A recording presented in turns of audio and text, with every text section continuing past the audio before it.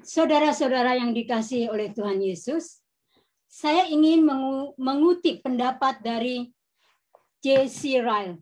Orang ini mengatakan, percakapan antara Tuhan Yesus dan Nikodemus adalah salah satu bagian terpenting di seluruh kitab suci.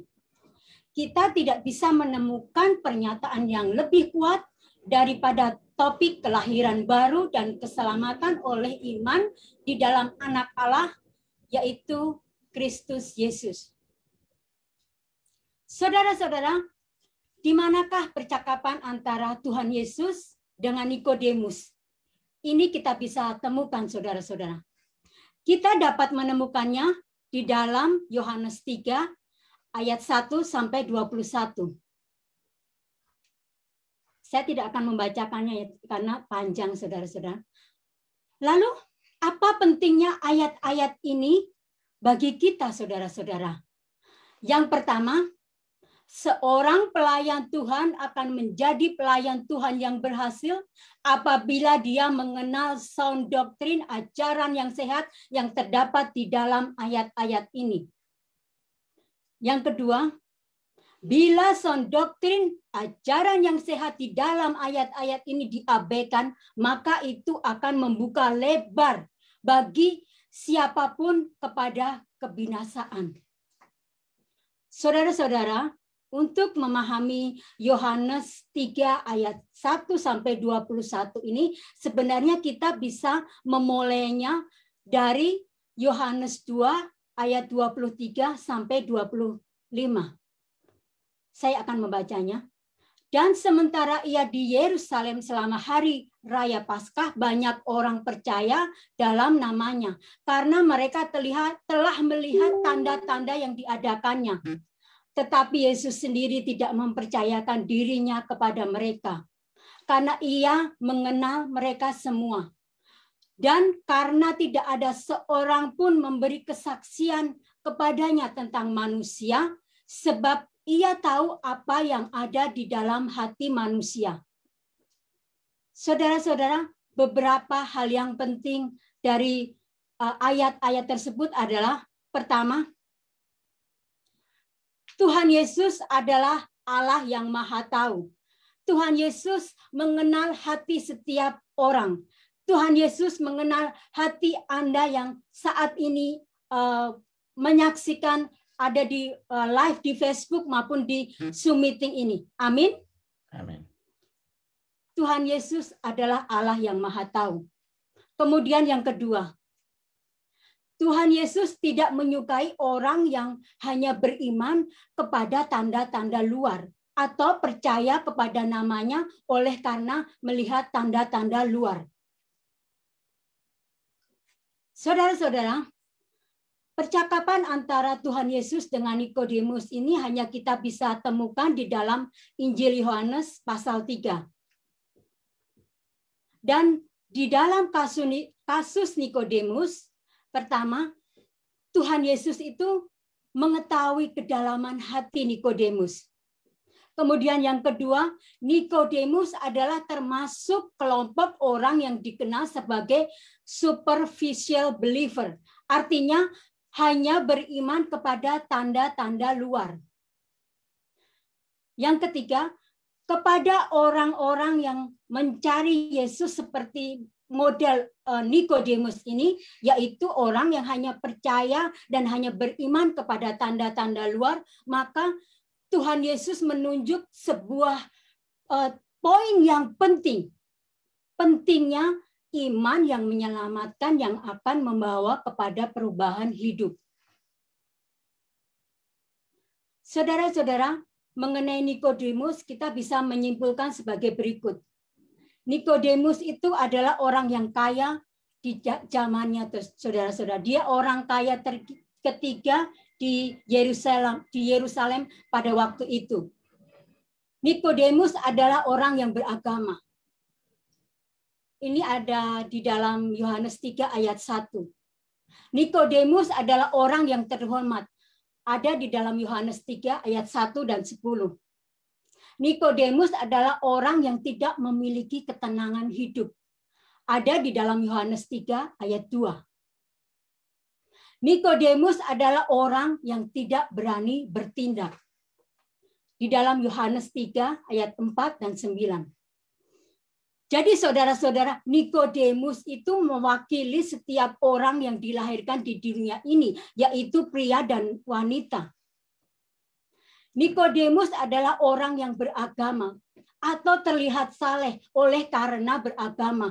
Dia itu mewakili religious people. Tetapi saudara-saudara, Alkitab mengatakan bahwa orang yang beragama, orang yang terhormat, orang yang kaya, orang yang pintar, itu tidaklah cukup.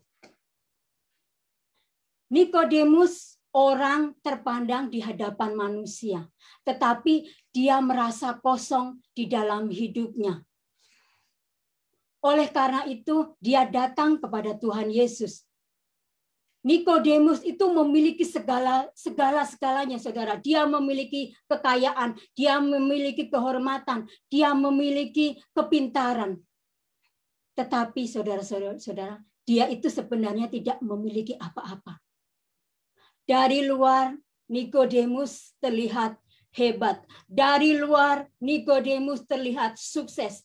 Tetapi saudara-saudara, di dalam jiwanya itu adalah jiwa yang kosong. Di dalam jiwanya itu adalah jiwa yang hampa.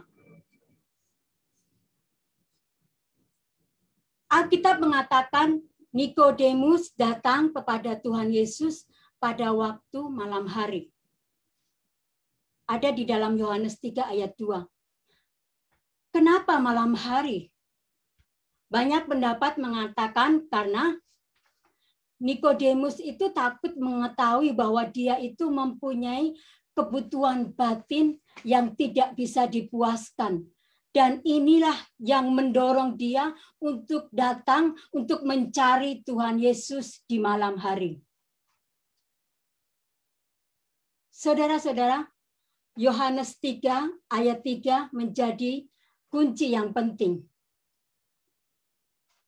Yesus menjawab katanya, "Aku berkata kepadamu, sesungguhnya jika seseorang tidak dilahirkan kembali, ia tidak dapat melihat kerajaan Allah." Bagian ayat ini menyatakan bahwa Yesus menjawab. Tetapi saudara-saudara, kalau engkau perhatikan dengan teliti, kalau engkau perhatikan dengan seksama percakapan antara Tuhan Yesus dan Nikodemus itu, maka tidak tertulis bahwa Nikodemus pada waktu itu bertanya sesuatu kepada Tuhan Yesus. Lalu, mengapa Tuhan Yesus menjawab? Saudara-saudara, Tuhan Yesus tidak menjawab kata-kata dari Nikodemus. Sebenarnya, Tuhan Yesus sedang menjawab pikiran dari Nikodemus. Tuhan Yesus mengetahui pikiran Nikodemus bahwa seumur hidupnya dia telah melakukan sesuatu agar dia itu berkenan di hadapan Allah. Dia itu adalah orang yang taat. Dia itu taat hukum Taurat. Dia itu taat hukum Musa. Tetapi Yesus menjawab persoalan dari Nikodemus dengan sebuah sound doktrin. Bahwa bukan apa yang engkau lakukan yang membuatmu itu berkenan kepada Allah. Bukan hidupmu yang membuatmu berkenan kepada Allah. Tetapi saudara-saudara, kematianmu itulah yang akan membuatmu itu berkenan kepada Allah.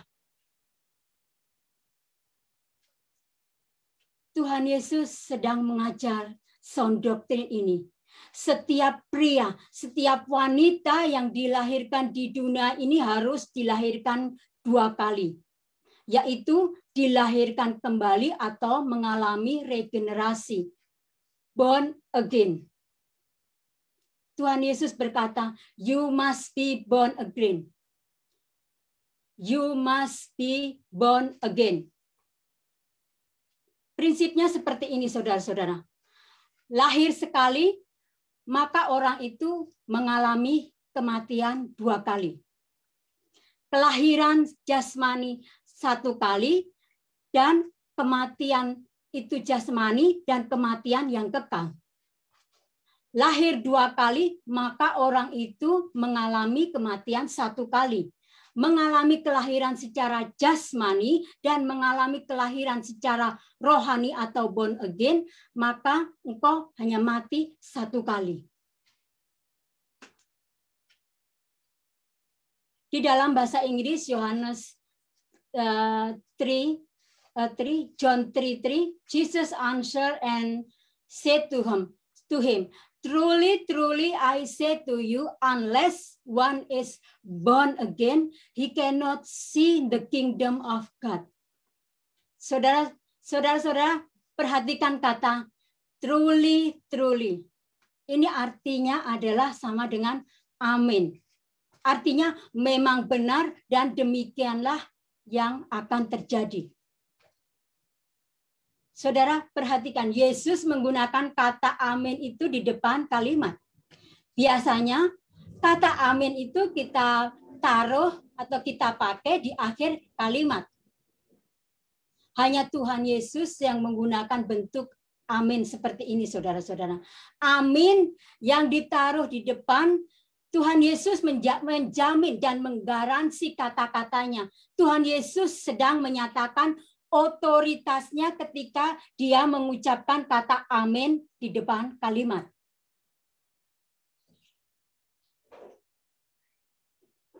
Kebutuhan Nikodemus atau semua orang seperti Nikodemus adalah bukan dari apa yang mereka lakukan. Apapun saudara yang kita lakukan, apapun yang kita kerjakan bagi Allah itu tidak pernah cukup. Tuhan Yesus dengan tegas menyatakan, "You must be born again." Mari kita katakan sama-sama. 1, 2, 3. You must be born again. Saudara-saudara, pengertian dari lahir baru atau born again menurut Erna Hastianingsih Dumais adalah begini. Spiritual saya yang dulu mati dan buta itu dibangkitkan dan dihidupkan oleh karya Roh Kudus yang memberikan pengertian kepada saya untuk memampukan saya belajar Alkitab, yang mana melalui belajar Alkitab itu saya mengerti dan memahami karya Tuhan Yesus di atas kayu salib untuk menebus dosa-dosa saya, sehingga saya dipindahkan dari kerajaan gelap menuju kerajaan terangnya yang abadi. Bagaimana saudara-saudara? Ingatkah engkau kapan engkau itu born again? Have you been born again? Amin. Amin. Saudara-saudara, saya ingat tahun 1998 saya mengalami pengalaman born again itu. Tidak terlintas di dalam hati saya, tidak terlintas di dalam pikiran saya akan mengakui Yesus itu sebagai Tuhan dan Juru Selamat pribadi. Saya bertobat itu tidak lain dan tidak bukan karena Alkitab, karena Theopneustos. Ketika pertama kali saya membaca Alkitab, saya menemukan damai sejahtera, saya menemukan sukacita yang tidak pernah saya alami sebelumnya. Sama seperti Nikodemus, jiwa saya dulu itu hampa, jiwa saya dulu itu kosong. Ketika saya berada di dalam kebenaran Tuhan Yesus, maka saya menemukan kebenaran itu, saudara-saudara. Yesus itu bagi orang Yahudi adalah Mesias yang ditunggu-tunggu. Yesus itu bagi orang Muslim adalah seorang nabi saja, atau dia adalah Imam Mahdi yang ditunggu oleh orang Muslim itu. Tetapi bagi Erna Hastianingsih Dumais, Yesus itu adalah jalan. Saudara-saudara, dulu saya pagi, siang, sore, malam, bahkan di tengah malam hari saya berdoa begini, Ihdinas sirotol mustaqim. Tuhan, tunjukkan saya jalan yang lurus itu. Tetapi saudara-saudara, saya sudah menemukan jalan yang lurus itu di dalam Tuhan Yesus. Yesus itu adalah kebenaran. Saudara-saudara, kata murtad itu sudah menempel di dalam hidup saya. Sehingga hinaan, cacian karena saya menerima Yesus sebagai Tuhan dan Juru Selamat pribadi. Tetapi saudara-saudara, hinaan, cacian itu tidak sebanding dengan kebenaran yang saya dapatkan di dalam Tuhan Yesus. Saya hidup dari iman kebenaran yang satu menuju kepada iman kebenaran yang lain. Amin. Yesus bagi saya adalah hidup.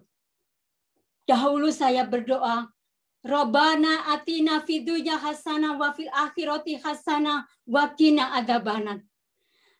Tuhan, tunjukkan saya kehidupan yang baik, kehidupan baik di dunia maupun di akhirat.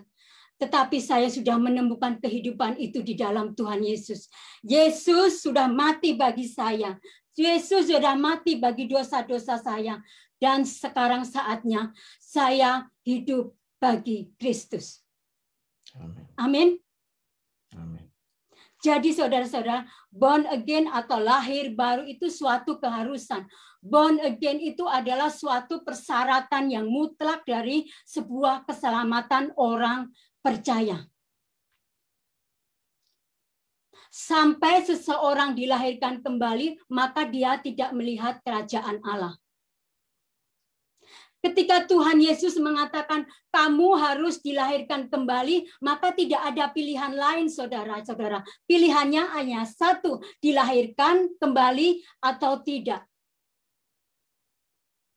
Kelahiran pertama adalah kelahiran secara fisik atau kelahiran secara jasmani. Maka untuk berkenan kepada Allah, seseorang harus mengalami kelahiran kedua, yaitu lahir dari Allah. Kelahiran pertama adalah lahir dari keturunan pria dan wanita. Kelahiran kedua adalah lahir dari Allah. Kelahiran baru ini akan menghasilkan sebuah pola baru atau gaya hidup baru, yaitu orang tersebut akan selalu merindukan hal-hal yang di atas. Artinya orang tersebut mencintai kebenaran. Orang tersebut mencintai theopneustos. Orang tersebut meninggikan Alkitab sebagai satu-satunya otoritas di dalam kehidupan dia. Kelahiran baru adalah lahir secara rohani, kelahiran secara spiritual. Kelahiran pertama adalah lahir secara jasmani, maka saudara-saudara, kelahiran baru itu adalah orang tersebut dilahirkan sebagai manusia rohani. Kelahiran pertama menjadikan kita menjadi manusia jasmani, tetapi kelahiran baru atau born again menjadikan kita menjadi manusia rohani. Amin. Amin. Jadi Tuhan Yesus memanggil kita untuk sebuah regenerasi. Bukan hanya menjadi orang yang beragama atau terhormat atau mengalami respek dari orang lain. Saudara-saudara, Kristen itu bukan beragama, tetapi Kristen itu adalah posisi iman kita di dalam Kristus Yesus. Amin. Amin. Saudara-saudara, kelahiran baru itu adalah golden ticket untuk kita memasuki kerajaan surga. Amin. Amin. Katakan, kelahiran baru atau born again adalah golden ticket untuk memasuki kerajaan surga. 1, 2, 3. Kelahiran baru adalah golden ticket untuk memasuki kerajaan surga. Amin. Amin. Bu Christine yang cuma kedengaran suaranya ini. Kelahiran baru juga mempersiapkan kita untuk masuk di dalam hidup yang baru, yaitu hidup sebagai warga negara atau citizen dari kerajaan Allah. Saudara-saudara, kelahiran baru itu adalah berbicara mengenai keselamatan. Ketika engkau dilahirkan kembali atau born again, maka engkau mempunyai dua natur, saudara-saudara. Natur Allah dan natur surga. Sekali lagi saya mau tegaskan ini. Ketika engkau dilahirkan kembali, maka engkau menerima natur yang baru, yaitu natur Allah dan natur surga. Mari kita baca di dalam 2 Petrus 1 ayat 4. Dengan jalan itu ia telah menganugerahkan kepada kita janji-janji yang berharga dan sangat besar, supaya olehnya kamu boleh mengambil bagian dalam kodrat ilahi dan luput dari hawa nafsu duniawi yang membinasakan dunia. Ini berarti saudara-saudara, orang yang mengalami keselamatan atau mengalami kelahiran baru adalah orang yang mengalami perubahan. Kita tidak mungkin tetap berada di dalam keadaan yang sama atau tetap menjadi manusia lama, tetapi kita mengatakan kita sudah mengalami kelahiran baru. Kelahiran baru atau born again itu berbicara mengenai perubahan. Itulah sebabnya tanpa mengalami born again kita tidak melihat kerajaan surga. Kelahiran baru atau born again memberikan kepada kita sebuah perubahan agar kita mampu memasuki kerajaan surga. Saudara-saudara, semua yang Tuhan Yesus percakapkan dengan Nikodemus adalah hal-hal yang rohani. Hanya orang yang telah mengalami kelahiran baru atau born again yang sanggup untuk melihat. Karena apa? Karena mata rohaninya itu terbuka bagi segala perkara-perkara rohani. Mari kita baca 1 Korintus 2 ayat 14 sampai 15. Tetapi manusia duniawi tidak menerima apa yang berasal dari Allah. Saya ulangi lagi. Tetapi manusia duniawi tidak menerima apa yang berasal dari Roh Allah, karena hal itu baginya adalah suatu kebodohan. Dan ia tidak dapat memahaminya sebab hal itu hanya dapat dinilai secara rohani. Tetapi manusia rohani menilai segala sesuatu, tetapi ia sendiri tidak dinilai oleh orang lain. Saudara-saudara, model orang seperti Nikodemus ini ada di sekitar kita. Bahkan mereka menyebut diri mereka itu orang Kristen maksud saya. Mereka menyebut diri mereka orang yang beragama. Tetapi sebenarnya saudara, jiwa mereka itu kosong. Jiwa mereka itu hampa, saudara-saudara. Tuhan Yesus dengan tegas mengatakan, you must be born again. Tanpa born again, orang tidak bisa masuk di dalam kerajaan surga. Tanpa born again, orang tidak bisa menjadi citizen atau warga negara di dalam kerajaan Allah. Saudara-saudara, apakah itu saudaramu? Apakah itu kerabatmu? Apakah itu temanmu? Mari kita luangkan waktu 1-2 menit ini untuk mendoakan mereka. Karena setiap orang harus born again. Seperti yang Tuhan Yesus katakan, you must be born again. Biarlah Roh Kudus yang bekerja untuk meyakinkan dan menyelamatkan mereka. Dan Tuhanlah yang akan mengimpartasikan kehidupan yang baru yang berasal dari Allah. Kita tidak mempunyai kekuatan lagi selain berdoa. Tuhanlah yang akan melakukan keajaiban untuk keselamatan bagi orang yang kita doakan. Mari saudara-saudara kita doakan siapapun itu yang ada di hatimu, apakah itu tetanggamu, temanmu yang belum menerima born again, yang belum lahir baru itu, saudara-saudara. Mari kita sebutkan namanya, kita doakan untuk mereka menerima lahir baru, untuk menerima keselamatan. Dengan mulut mereka akan percaya bahwa Yesus itu adalah Tuhan.